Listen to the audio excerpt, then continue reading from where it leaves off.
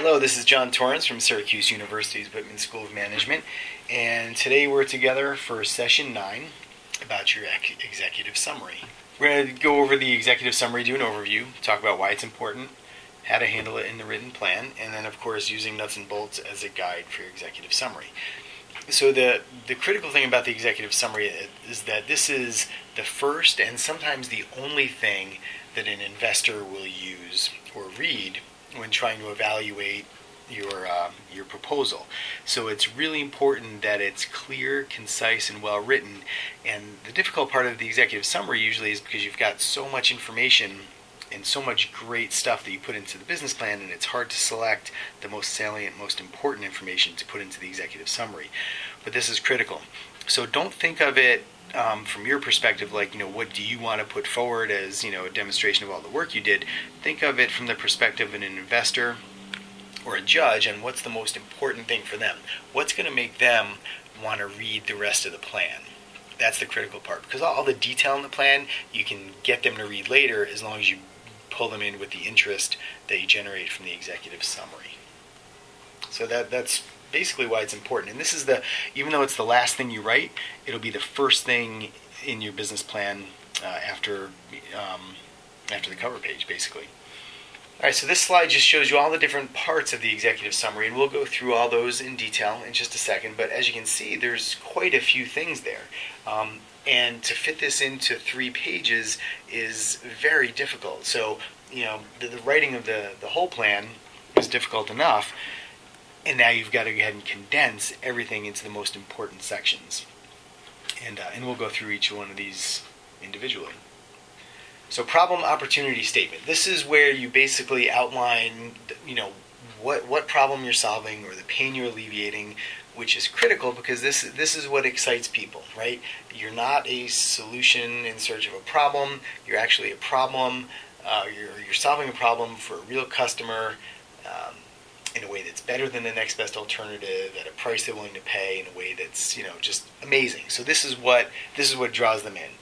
So you talk about the problem, talk about your solution, very briefly, what are the forces that create the opportunity, and a lot of times it's just your personal experience. Hey, I noticed something and this is how I'm addressing it, and then it talks about the timing and why this opportunity is good right now and why it's important to seize upon it. And again, this is a couple sentences, maybe 3. It's not very long, but it's got to be concise and very compelling. Then you've got your business concept, product, or service, and we don't put that first. When you lead with me, I, my mission statement, my concept, that kind of turns people off. They first want to know what problem you're solving, then they're interested enough to know how you resolve or how you propose to resolve it. So again, you're going to develop a very brief but powerful concept statement. So say what it is that you're doing, right? How it will be used, all those types of things, and make sure you talk about what's unique about it. And then just real briefly talk about the legal structure, right? So you don't have to go into a lot of detail. Just say, we'll be an S-Corp, we'll be an LLC, and here are the owners, and then you can move on. That's really all you need to do. But again, this is a brief, concise, compelling concept description. And again, you take this right from, your section 1 of your business plan where you went over the company concept and products or services, but you make it very clear and concise. All right, the next slide is the competitive advantage. And this is where you're talking about that micro-industry domain from your Mullins text. You're talking about what is it about your company that's hard to imitate. Okay? Do you have special knowledge, technology? Do you have a special value chain relationship? Do you have a really viable or innovative economic model? Do you have access to unique resources?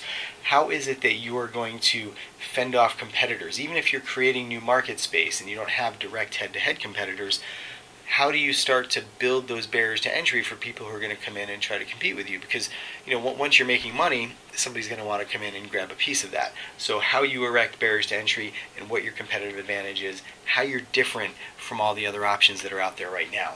And again, you've got to do this in a sentence or 2. Description of the target market. Again, briefly, concise. You'll see those words a lot in this presentation. But you're going to briefly define your relevant market. And if you have a common name for them, for example, like, our market is, working females aged 24 to 36 with an average income of X, you can call those soccer moms, for example. And I know soccer moms is a terrible descriptor, but If you have a descriptor like that you've attached to your market, then that's great because you can use that as as part of your presentation and your business plan and so on.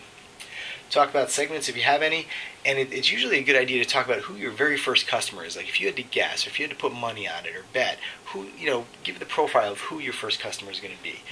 Again, that's only if you have time, or space and real estate to do that. Essence of your marketing approach. Again, this is an essence, okay? It's just got to make sense based on who your market is, right? So if you've got an online or digital product, you're probably not going to go with a lot of print ads, right? You're going to go Google AdWords or semantic-based search or whatever it happens to be, right? So just make sure it makes sense and talk about in general, what do you need to do well to win this market? A couple methods, right? Either your channels, your media, whatever they happen to be, okay? Pricing position relative to the rest of the industry. So, and I hope that at this point none of you are the low-cost competitor.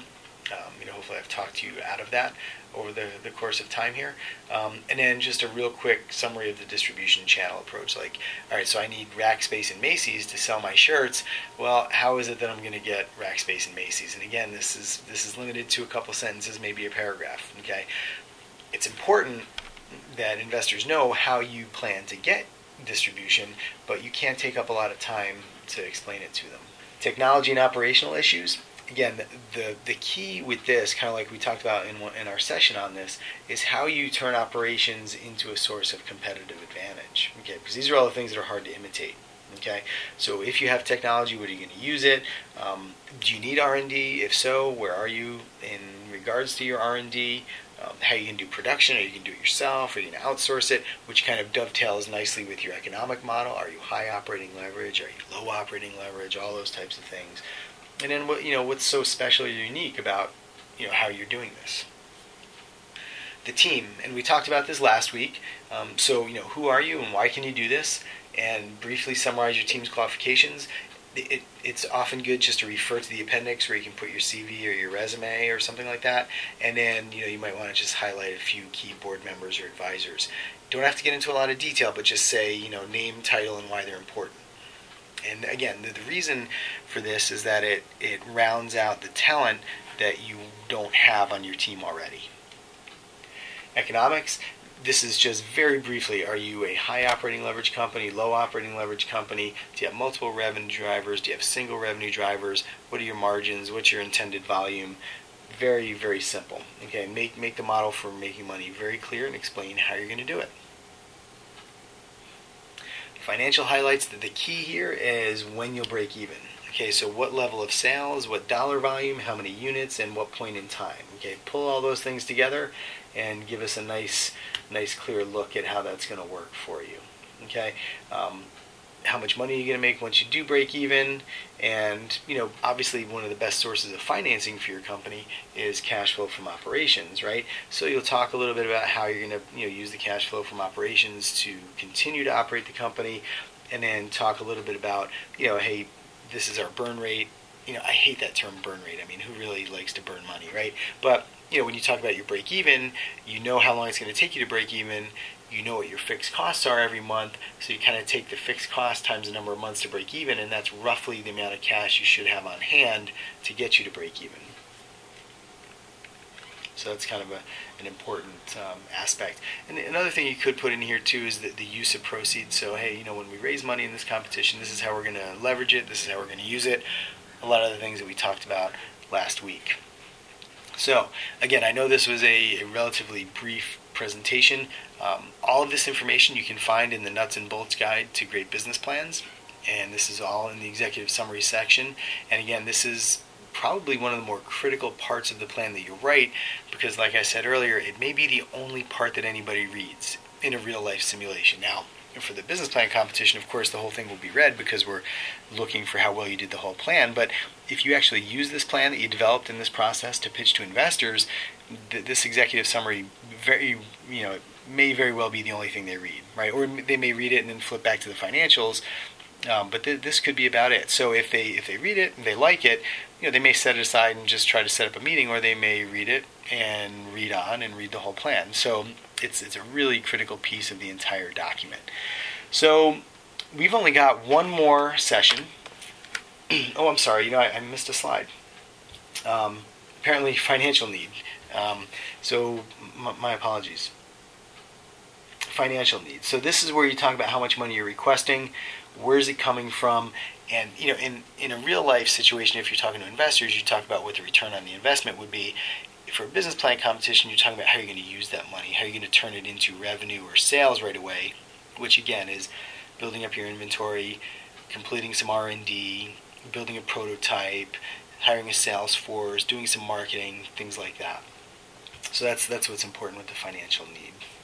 Next week will be our final week, and we will talk about some tips for presenting to judges and investors. And it won't be a very long session, but hopefully we'll have some good tips, just things to get you calm and confident and ready to rock this competition. So congratulations for sticking with it this long. We're really proud of you here, and we're looking forward to seeing you in the competition.